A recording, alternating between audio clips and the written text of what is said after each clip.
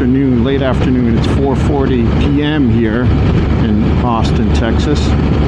Just heading out for a little ride, get some wind therapy, make a little video, go visit my friends at the BMW dealership, riding out Power Sports.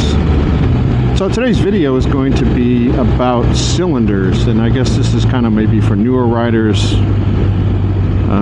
I think most riders already know about the different configurations, but maybe they don't know the reasons or the characteristics of those motors. So today we're going to explore twin cylinder engines, which would have 2 cylinders, 3 cylinders, 4 cylinders, very rarely seen 5-cylinder and 6-cylinder engines, and just talk a little bit about their characteristics. Before diving into the characteristics of each motor, let's first define 2 key terms, torque and horsepower. These terms frequently come up in discussions about engines, power, and speed. Using my BMW R1250 RS as an example, it's a 2-cylinder bike with 105 foot-pounds of torque and 136 horsepower, making it a well-balanced performance bike. Thanks to its strong torque, the bike delivers instant acceleration from 0 to 60 miles an hour and pulls hard up to 80 miles an hour, providing a noticeable pushback in the seat. However, beyond 60 miles an hour, as horsepower becomes a dominant factor, acceleration tapers off with a red line of 9,000 RPM and a top speed of around 140 miles per hour. In contrast, sports bikes typically redline between 14,000 and 15,000 RPMs and have significantly higher horsepower. This results in a smoother but slightly slower launch from 0 to 60 miles per hour, followed by an explosive surge in power as RPMs climb, enabling speeds of 180 to 200 miles per hour. For a deeper dive into this topic, I'll include a link to a great YouTube video explaining it further. Okay, so let's start off with single-cylinder engines. They're simple and lightweight, strong low-end torque, fuel efficient. There's a lot of vibrations because there's only one piston going up and down. There's nothing to balance out that movement. And it has a very distinctive thumping sound. And its RPMs or high-end performance is very limited. It's not going to rev very high because it only has about one piston going up and down. So this is ideal for off-road bikes, dirt bikes, and adventure bikes. 2-cylinder engine, or otherwise known as a twin. The design of this engine can come in different configurations. The one on the screen here is a V-twin, so it looks like a V, but there are parallel twins and boxer twins, and also an L-shaped type twin. These are strong on the low to mid-range torque. There's going to be some vibration, somewhat lightweight and compact, and it has a very distinctive growly exhaust note, especially if you add aftermarket exhaust on the bike. But these also have limited high performance RPM, so they're not going to rev super high like a sport bike. They're going to be a little bit lower. But they're ideal for urban riding, touring, off-road, and some sport riding. 3-cylinder engine, otherwise known as a triple. This design is specifically an inline triple, so the pistons are in a line, as you can see from the image here. They're just stacked kind of right next to each other. It's a very balanced power between torque and high end. There's less vibrations than twins. It's somewhat lightweight and compact, and it has a howling or growling exhaust sound. Again, with the aftermarket exhaust on there, these sound pretty cool, triples. This is ideal for touring and sporty riding. Okay, 4-cylinder engine. This design comes in 2 major configurations. Inline 4, which is what you see pictured here. There's 4 pistons right in a row, and you can see those 4 exhaust or headers popping out of the engine. There are 4 different pipes coming out. And also in a V4 configuration, so like the V engine we saw in the twin, but just 2 cylinders on each side of that V, making 4 cylinders altogether. This is a high power, higher RPM engine, less torque. It's all on the high end, less on the low end.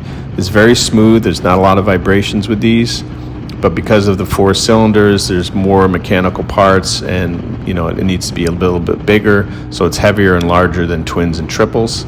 And it has a very distinctive high-pitched screaming exhaust sound, especially when you put that aftermarket, racing exhaust on it. This is ideal mostly for just sport bikes and high-performance bikes that go very, very fast. 5-cylinder engine. Again, this is super rare. This is the only engine that I could find that was a 5-cylinder motorcycle engine. If you know of others, you can put them in the comments below. I'm sure there's lots of experimental and custom builds that have a 5-cylinder engine, but this is the only kind of production bike, but it was not actually released to the public. It was designed specifically for MotoGP, and that was the Honda RC 211V, which was made between 2002 and 2006. It is a V5 configuration, so 3 cylinders in the front. You can see in the picture here, there's 3 pipes popping out of there, the header, and on the back side of the motor, there's the other 2 that pop out. This is a high power and a high RPM bike. It's a very balanced engine between torque and high range. This came with, or was, over 220 horsepower, so super powerful. These are more compact than the V4 because the other 2 cylinders are behind the front 2, so it's a little bit narrower. And they don't make these anymore because of MotoGP rules in 2007 restricted bikes to 800 cc's, and this was a 990 cc engine. So they stopped making it and changed over to a V4 configuration. So that's pretty interesting.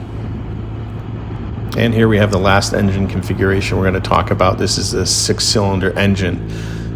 This comes in a couple different formats. The one you see here in the picture is an inline 6, so there's going to be 6 cylinders right in a row.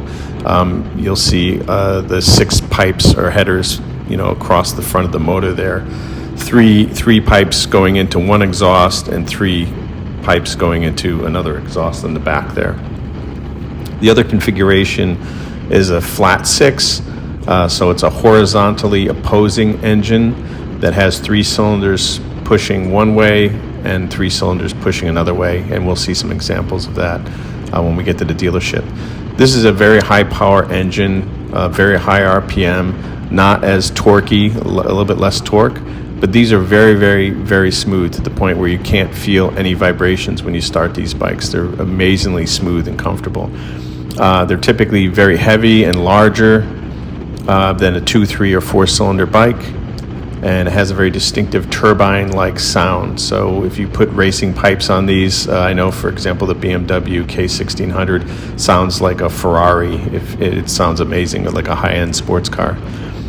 These are very ideal for comfortable premium performance touring. So these are big touring bikes. You can put a lot of luggage on them. You can put passengers on them.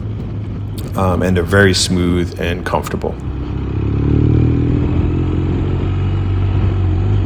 Just zip around the other side here. Whee!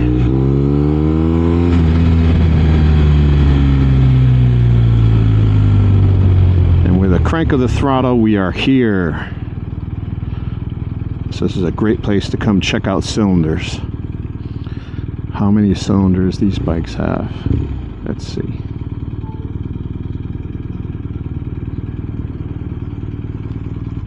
Here's an example. This is a Kawasaki Z125. This is a single cylinder engine, so there's just one cylinder and they're popping back and forth. If you don't know, that's pretty much the easiest way to figure out what kind of bike it is. You just look at how many exhaust ports are coming out on the header. So like this one would be a 1 cylinder. It's just got 1 header coming out here, so just one piston right in there going up and down. This is a Royal Enfield Himalaya. And here we have an example of a Harley Davidson. So this is the classic V-twin engine. So there's 2 cylinders in here as well. Here's my bike, and you see here on either side, you got these big cylinder heads sticking out. So this is known as the Boxer engine, which is famous on quite a few BMWs. We'll go inside and take a look at some other ones, but you can see over the top here, they both stick out. And this is a kind of horizontal, or opposing twin, I should say, because the one piston faces that way, the other one faces this way, and they go back and forth like that. So there's an example of a 2-cylinder bike.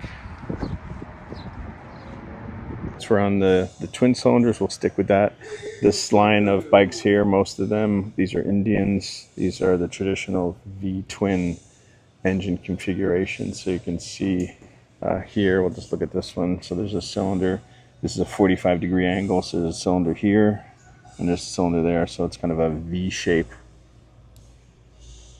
And with the BMWs with their boxer engine. So this is the R1250 GS, the adventure bike. So you can see here the boxer engine is sticking out on the side. And just one note about the boxer engine, which is a really neat engineering feat, is that because the cylinder heads are out here, like in the wind is flying over them. They are air cooled directly. These are also liquid cooled, but the wind flowing over these cylinder heads keeps them very cool, so it keeps the motor running at a much cooler temperature than a motor that is like encased underneath, like a V-twin or a V4 or anything that's underneath the chassis or in the bike itself would be much hotter. BMW example of a inline 2. So you can see here that the engine, the pistons are right here, up and down, and they're next to each other in line. You can see the two exhaust ports there, the headers. Example, these 3 bikes here, boom, boom, boom. These are BMW, oh actually 4, there's one back there in the corner. These are 2-cylinder bikes. These are the BMW R1800, so there's 2 cylinders. This is again a boxer engine. So you can see the 2 cylinders there. So one piston shoots out that way, the other one shoots this way. And these are considered opposing, like a horizontal opposing twin, because the pistons are going opposite ways. In the BMW section, there's some more opposing twins, boxer engines from the R9T line of motorcycles.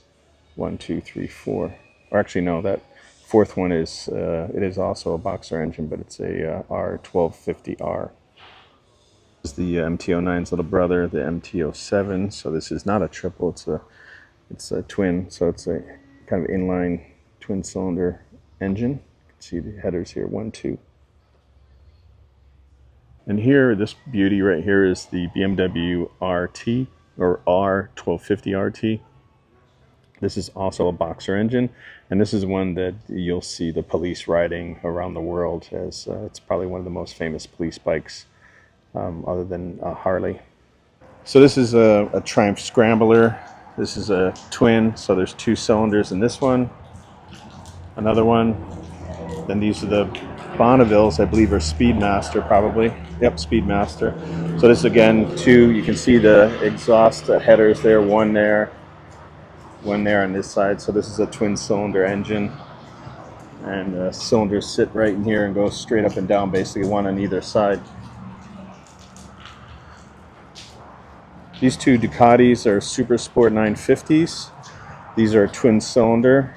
This one is a custom paint job, I guess. And then this one here. And their Ducatis kind of a little special in that their engines are called L's. So the engine is kind of like an L shape. It fits in there. You can see the back side of one of the cylinders there, and then the other one sticks out that way. So it's a kind of a V, but a much bigger degree than a 45-degree angle. Use Ducati V2s or V4s here, like Panigale. The V4 would have the same L-shaped motor, but have 2 cylinders in each side, and then the V2 has 1 cylinder in each side. Again, that kind of L-shaped motor. The KTM Duke. So this is a 890cc, I believe, and this is a twin cylinder. So it's got the 2 cylinders going up and down in line with each other, and you can see the 2 exhausts on the bottom there. An example of a triple. So this is a Yamaha MT-09 SP version. So it's got the nice suspension on it, Öhlins and a bunch of other doodads. But this has 3 cylinders in it, cross plane, which is a very nice engine, very fun. I test rode this. This is pretty cool. You can see down here the headers. You can see the 3. Boom, boom, boom. So here's a Triumph. This is probably getting service or something. This is a triple, so this has 3 cylinders in line. This is a 666 or 660 cc engine, I believe. You can see down here, got the 3 headers there on the 3 header pipes coming out. So this is a 3-cylinder inline 1, 2, 3 adventure bike from Triumph. So this is a Tiger 1200. This is a triple. So there you can see there's the 3 exhausts. Boom, boom, boom. So Triumph likes the triple. This bike, this is awesome. This is a K6, or I'm sorry, a K1300S. So this is actually an inline 4 BMW.